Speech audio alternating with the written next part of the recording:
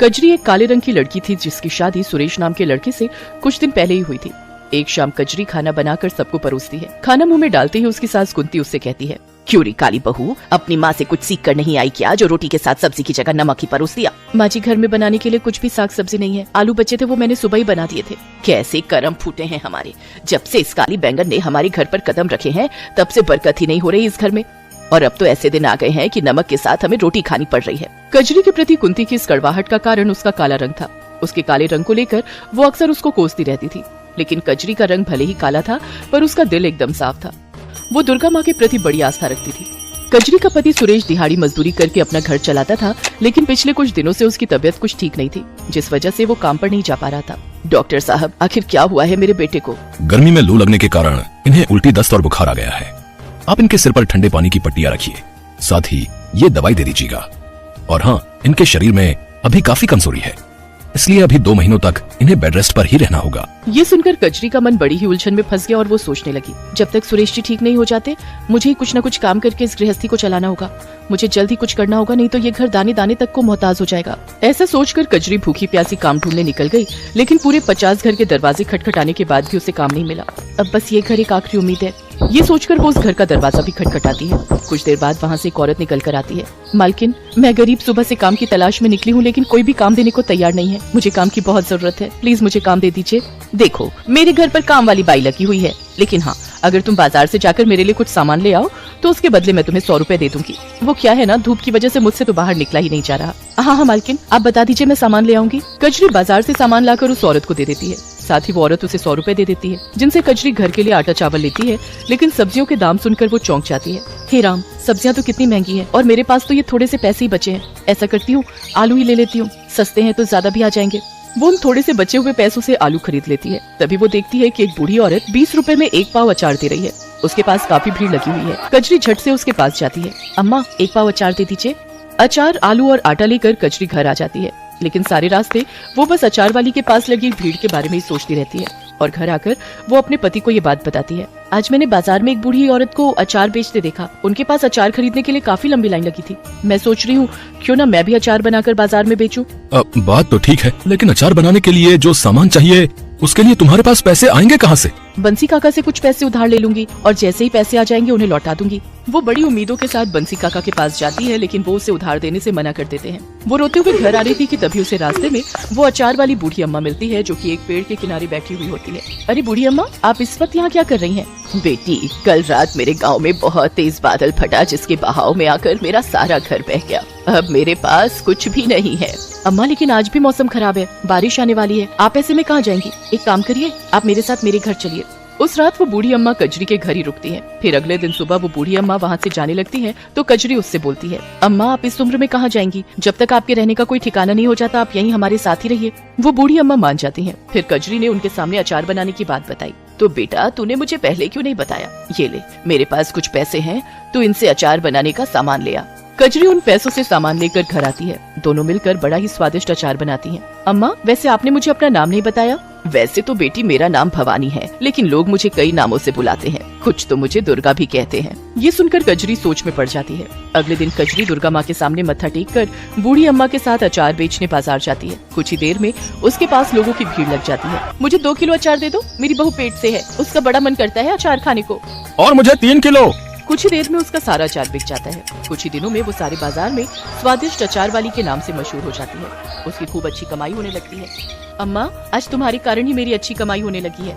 बेटी, ये सब दुर्गा माँ का कमाल है। मेरी माँ तो अपनी कमाई में से कुछ हिस्सा तू गरीबों में दान कर, इससे दुर्गा माँ बहुत खुश होगी। कोई जरूरत नहीं है भिखारियों को दान देने की। अरे पैसे क्या पेड़ पर उगते हैं? और तू बुढ़िया, जल्दी से अपना बोरिया बिस्तर यहाँ से बांध ले। अब तुझे हम और इस घर में मुफ्त की रोटियां तोड़ने नहीं दे सकते। अगले दिन जब कजरी सोकर उठी तो उसने देखा कि बूढ़ी अम्मा घर में नहीं है। अम्मा, अम्मा, कहाँ चली गई आप? लगता है माँ जी की बातों ने उन्हें यहाँ से जाने पर मजबूर कर दिया। पीछे कुछ दिनों में कजरी का उस बूढ़ी अम्मा से खूब लगाव हो गया था। उनके जाने के गम में वो काफी दुखी थी। फिर वो अपनी सास के खिलाफ जाकर मंदिर पहुंचकर जरूरतमंदों को दान देती है।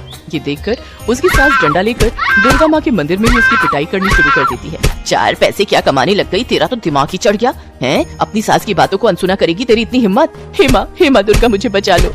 तभी दुर्गा माँ की मूर्ति से वो बूढ़ी अम्मा बाहर निकलती है और दुर्गा माँ का रूप धारण करके कुंती से कहती है, कुंती देवी, तुमने मेरी भक्त पर जुल्म किए हैं। तुम्हारे पापों का घड़ा भर चुका है। अब तुम्हारा अंत तय है।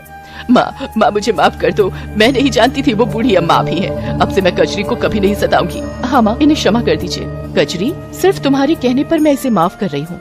कजरी, तुम्हारी भक्ति से मैं बहुत प्रसन्न हूँ। अब तुम अपने सचार के व्यापार को मेरे नाम से चलाओ। देखना, तुम्हारा ये कारोबार खूब फलेगा। तुम खूब तरक्की करोगी, ये मेरा आशीर्वाद है। इतना कहकर दुर्गा माँ अंतर ध्यान हो जाती है। कजरी दुर्गा माँ के नाम से अचार बेचने लगती है। कुछ ही महीनों में उसकी खूब कमाई होने लगती है और वो खुद की एक बड़ी सी दुकान खोल लेती है, जिससे उसे खूब कमाई होती है। साथ ही अब सुरेश भी पूरी तरह ठीक हो चुका था। अब वो भी कजरी के साथ मिलकर दुकान चलाने लगा। तो वहीं कुंती भी अब कजरी के साथ अच्छे से पेश आती है। चंद्रभान एक गरीब चूड़ी वाला था। वो और उसकी पत्नी रोजाना हाथ की चूड़ी बनाते और चंद्रभान गांव में गली गली घूमकर टोकरा सिर पर उठाए चूड़ी बेचता था। चंद्रभान और उसकी पत्नी निर्मला लक्ष्मी जी की बहुत पूजा आराधना किया करते थे।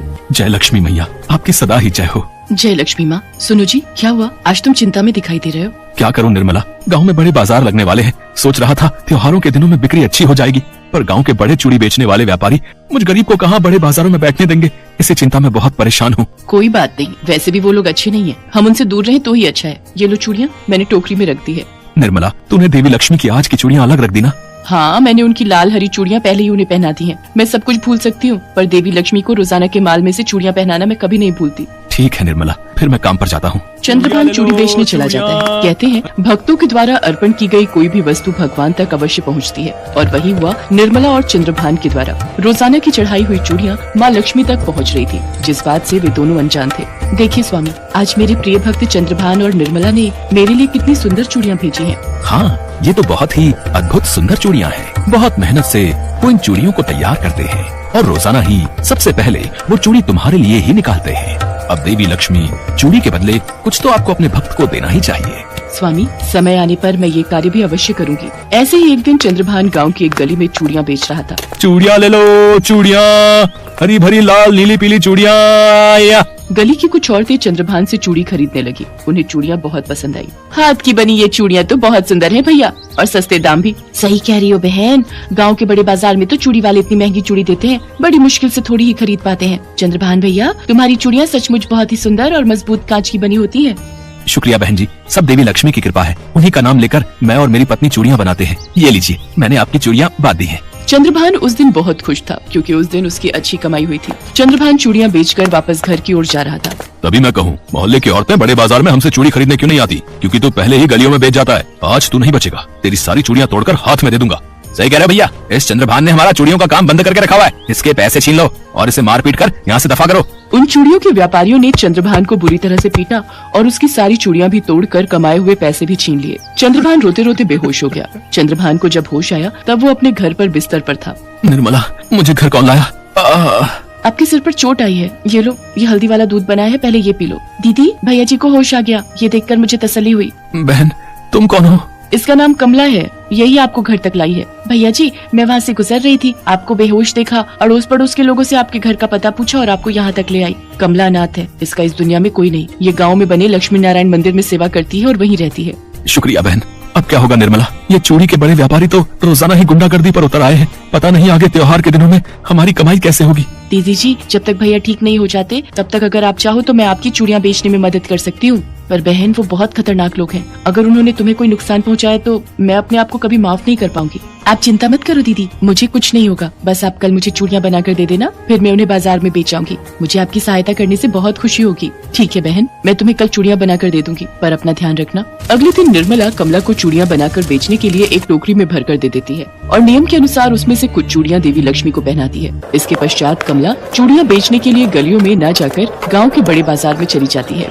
चूड़ी ले लो चूड़ी, सुंदर सुंदर लाल लाल नीली पीली हरी गुलाबी कांच की चूड़ी ले लो, ले लो। अरे ये कौन है नई लड़की? चूड़ियाँ बेचने आई है क्या? इसे पता नहीं ये बाजार हम जैसे चूड़ी व्यापारियों के लिए है? लगता तो ऐसा ही है, और ग्राहक तो इसकी चूड़ियाँ खरीदते ही जा रहे हैं। आखिर इसके आसपास इतनी भीड़ कैसे है भाई? हैं? चलो भैया, इसे यहाँ से हटाते हैं। अरे हटो हटो, जाओ यहाँ से, कोई इससे चूड़ी नहीं खरीदेगा। जो भी चूड़ी खरीदनी है हमारी दुकान पर आओ। ओ लड़की चल उठ, अपना टोकरा उठा और चल भाग यहाँ से, वरना तेरी सारी चूड़ियां तोड़ देंगे। अच्छा तो ठीक है, मेरा टोकरा उठाकर दिखाओ। लगता है तू मानेगी नहीं, अब तेरी चूड़ियां तोड़नी पड़ेंगी। अरे ये टोकरा उठ क्यों नहीं रहा है? अरे भैया जरा मदद करो, ये तो जमीन से चिपक गया भाई। भाई ये हमसे नहीं हो पाएगा, ये टोकरा तो हम जमीन से उठा ही नहीं पा रहे। तुझे तो हम छोड़ेंगे नहीं, तुझे अभी बताते हैं। चलो तुम्हें हवा की सैर कराती हूँ, घूम जाओ। अरे कोई बचाओ, ये धरती घूम रही है या हम घूम रहे हैं? हमें माफ कर दो बहन, हमें माफ कर दो, हम आज के बाद ऐसी गलती दोबारा नहीं करेंगे। हमें नीचे उतारो बहन, हम तुमसे माफी मांगते हैं, हम हवा में लटक रहे हैं, हमसे अब सहन नहीं हो रहा। एक शर्त पर तुम्हें नीचे उतार दूंगी, पहले वादा करो चंद्रभान चूड़ी वाले को तुम बिल्कुल भी तंग नहीं करोगे, और न ही उसके जैसे किसी और गरीब को, नहीं तो तुम्हारा फिर से ये हाल करने मैं जरूर आऊंगी। मेरी तुम पर नजर रहेगी। हम वादा करते हैं बहन, हम वादा करते हैं, हम आज के बाद चंद्रभान तो क्या, किसी भी गरीब मजदूर को बिल्कुल भी तंग नहीं करेंगे, हम अपने काम से काम रखेंगे। हाँ। चूड़ी वाले कमला से माफी मांगते हैं। कमला खुशी खुशी सारी चूड़ियां बेचकर घर पहुंचती है और निर्मला को चूड़ियों के बदले ढेर सारे रुपए देती है। ये देखो दीदी जी, आज मैंने सारी चूड़ियां बेच दी, और मैंने उन चूड़ी वालों की ऐसी खबर ली है कि वो आज के बाद भैया जी को बिल्कुल भी तंग नहीं करेंगे। वो देखो, वो तो भैया जी से माफी मांगने भी आए हैं। चंद्रभान भैया हमें माफ कर दो, आज के बाद आप भी हमारे साथ बड़े बाजार में चूड़ियां बेचने जरूर आ सकते हो, हम आपको कभी नहीं रोकेंगे। हाँ चंद्रभान भैया, हमें अपनी गलती का एहसास हो गया है, हम आपसे माफी मांगने आए हैं, हमें माफ कर दो। कोई बात नहीं भैया, मैंने आपकी किसी बात का बुरा नहीं माना, माफी मांगने की कोई आवश्यकता नहीं है। बहन कमला, तुम्हारे कारण आज हमारे सारे दुख दूर हो गए। आप सही कह रहे हो, कमला बहन तो हमारे लिए सचमुच देवी लक्ष्मी का रूप बनकर आई है। दोनों की बात सुनकर कमला मुस्कुराने लगती है। अचानक निर्मला की नजर कमला की कलाइयों पर जाती है। वो मंदिर की तरफ देखती है। माँ लक्ष्मी को सुबह जो चूड़ियां उसने पहनाई थी वो उनके हाथों में नहीं थी, वो तो कमला ने पहन रखी थी। निर्मला कमला के चरणों में गिर जाती है और उनसे दर्शन देने के लिए कहती है, देवी मैया आप साधारण नहीं हो, अपने साक्षात रूप में आओ माँ, हमें कृतार्थ करो माँ। निर्मला की पुकार पर देवी लक्ष्मी अपने साक्षात रूप में आती है। उठो निर्मला, मैं तुम्हारी और चंद्रभान की भक्ति से प्रसन्न हूँ, इसीलिए मैं तुम्हें दर्शन देने आई हूँ। अब तुम दोनों को कभी भी कोई दुख नहीं होगा। मेरी कृपा से तुम्हारे घर धन दौलत संतान तथा सुख समृद्धि का वास होगा। देवी लक्ष्मी आपकी जय हो मैया। जय हो लक्ष्मी मैया की। देवी लक्ष्मी निर्मला और चंद्रभान दोनों को दर्शन देकर अंतर ध्यान हो गई।